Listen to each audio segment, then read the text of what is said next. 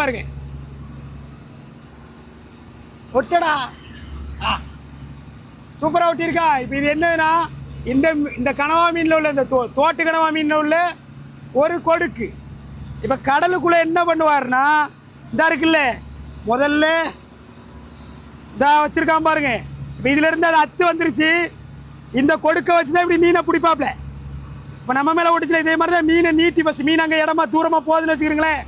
நீட்டி ஒரு பெரிய மீனை பிடிச்சி இழுத்து இந்த இருக்குல்ல இந்த சின்ன கொடுக்கு இதில் பிடிச்சி வச்சுருவாப்புல. இந்த இருக்கா இதில் பிடிச்சி வச்சுருவாப்புல. இதில் பிடிச்சி வச்சு இந்த இருக்கு பாருங்க.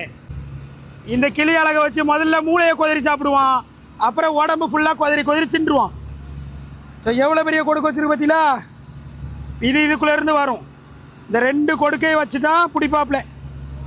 இப்படி மீனை வந்து சப்பி ஒரே கட்டி லபக்குன்னு பிடிச்சி ஒரே இழுத்து மடக்கி பிடிச்சி வச்சுக்கிறோம். மீனால் நீந்த முடியாத அளவுக்கு பிடிச்சி வச்சிடும்.